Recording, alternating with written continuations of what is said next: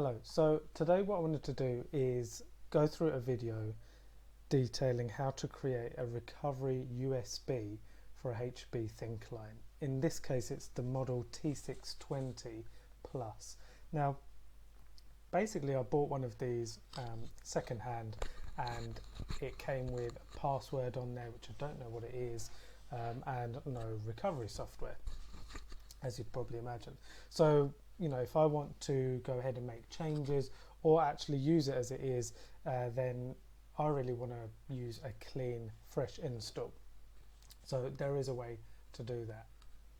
Now, I've bought this, basically I want to set up a pfSense system on here, and this is great because what it does, it's the Plus version is basically the form factor is slightly bigger, and that allows room to insert this quad port NIC, which I've got, so I'll be doing that at a later stage. Now, unlike a standard desktop, most thin clients don't have the software within them to actually create the recovery media themselves. Now, this T620 model and some more as well do actually have the capability to allow you to do that if you go through the administrator account. Now let's just imagine you can't get into the administrator account for whatever reason, or perhaps there's not enough ports, that you can't create the USB media, or even that something's damaged so you can't use the USB media. Many reasons why you may not be able to do it from the actual thin client itself. So what we'll be doing today is actually using a separate computer. So I'm talking to you and showing you a Dell PC that I've got. So everything's going to be set up on here. The USB is going to be created on here, and then when it goes over to the thin client, it's basically all ready to just be inserted. Now this thin client, I'll just show you the specs here as well, just while I'm talking. So as you can see, very energy efficient, lots of sufficient ports, and it's got the stand here so it allows good airflow. Now when I was looking online, I just felt for beginners there wasn't an easy source or material that I could find to how to set this up. So I thought I'd go ahead and get this video up and running, and hopefully it'll just give you a bit more detail about how the whole process works. Now if you want to find out and dig a little bit more information, then I'll leave a link below which is all the manuals for this HP T620 flexible thin client. Now this is the first version of the thin client, and the model I've got, which I showed you earlier, slightly wider, and that's basically the same name with a plus. Okay, here's all the manuals, all PDFs, relatively small, so you can have a look in there if you feel the need. Now this is HP Customer Support's Knowledgebase, and it explains how to do it. You know, perfect title of what we want to do and what this video is going to be about, but it's kind of lacks the explanation that I feel should be provided. Perhaps if you're an IT or in IT already, sysadmin, you probably don't need it, and I think this is how HP presented this, is it's more for, you know, an intermediate advanced user, so it lacks that kind of low level information that you may need. Okay, so it talks about getting started, skips on to deployment, mentions a little bit about formatting the USB drive, unpacking the image and tools for deployment, and it's basically done. So yeah, perhaps could be clearer. We'll get rid of that. So there's actually a few ways of doing this, just to maybe confuse people even more if you're looking at this for the first time and thinking how to do it. So here's 3 links that I've got, okay, all on HP, all allow you to do the same thing. The last one being the easiest, which we're going to do in a moment.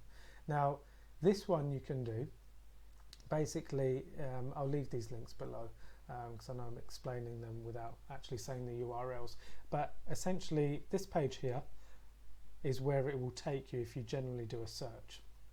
Now if you use this link, you've got all the other drivers as well, the BIOS updates, versions, everything is on there. So this is probably the most comprehensive of the 3 links.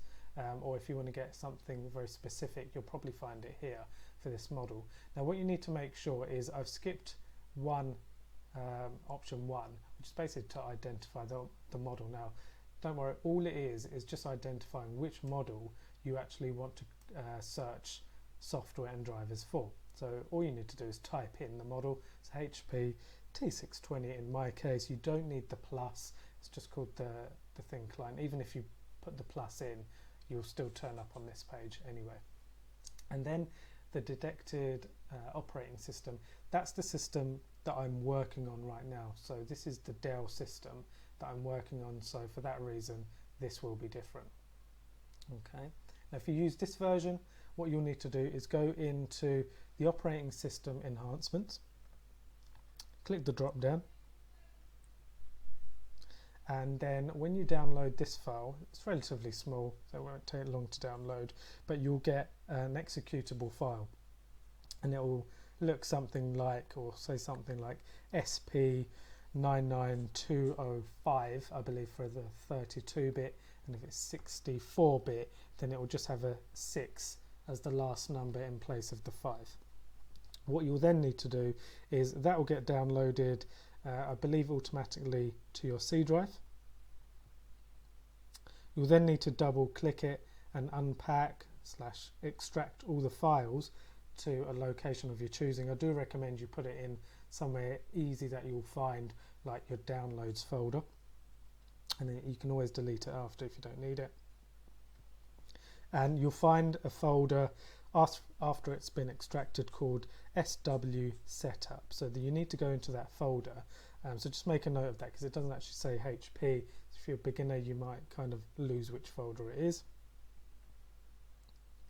And then what you want to do is go into that folder, click into the SP99205 or 6, depending on whether you downloaded the 32 or 64-bit version in this case, and then you'll find the app in your programs menu.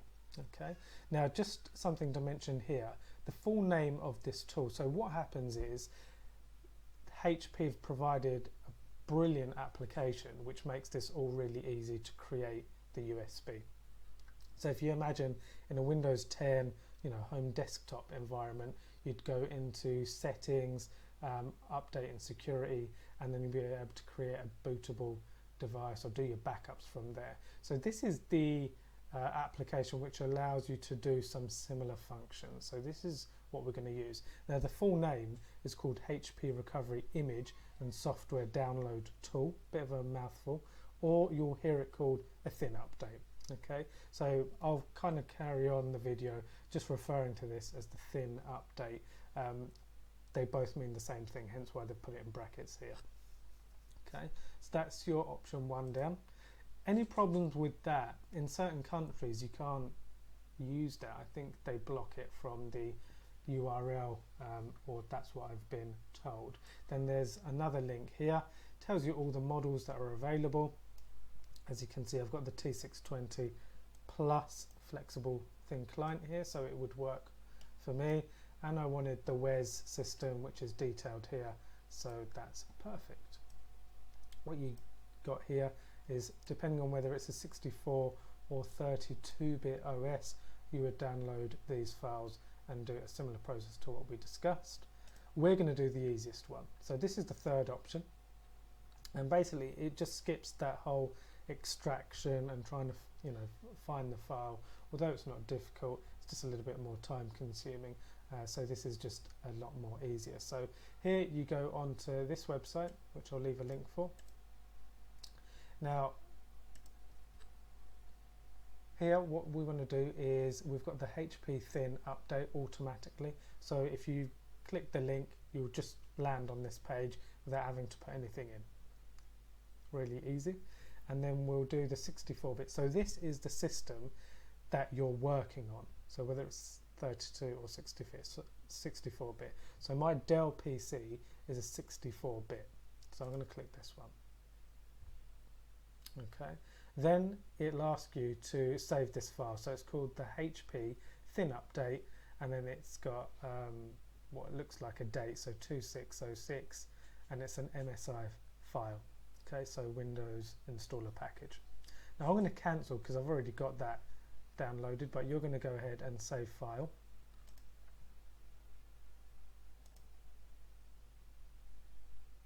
And then you'll see in your downloads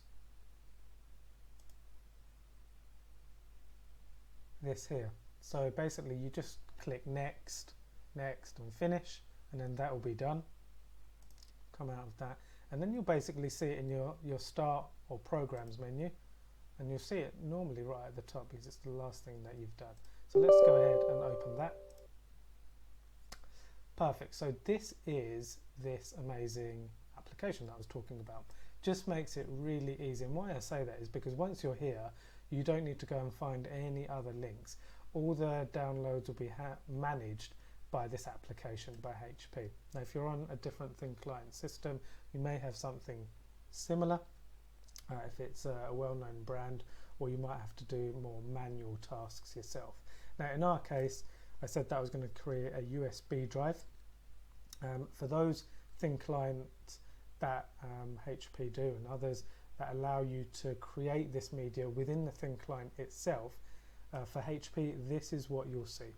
Okay, same application, nothing different. So we'll go ahead and click this.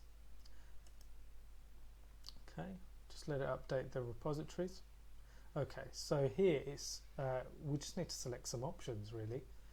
Now the platform is which model you want it for. So in our case T620, and the operating system that we want. So once you've selected the platform, it will give you all the operating systems available for that platform. As you can see, not a huge range here, but it's fine because it's got exactly what we want and what I'm looking for, which is Wes 7. Now here what we need to do is just go in, and where they allow you to, you've got different language options. So we'll select English from the default, and the target. So we wanted to save it to a USB drive. You might want to do it to a hard drive. In my case it's a USB.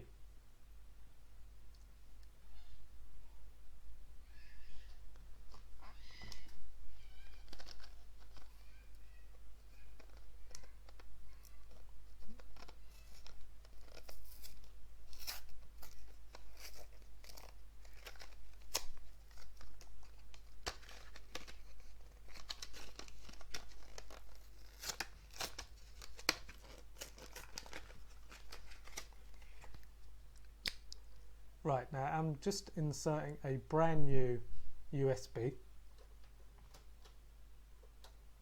Now in terms of the size, as you can see here, it says please insert a USB, which has just changed now, but it's about 4.88 gigabytes. Now I'd recommend at the least an 8 gigabyte USB, ideally a 16 gigabyte. Now I'm using a 32 gigabyte purely because that's the only one I have free. So yeah, aim for 16 gigabyte if you can. If you can't, 8 gigabyte should work. Okay.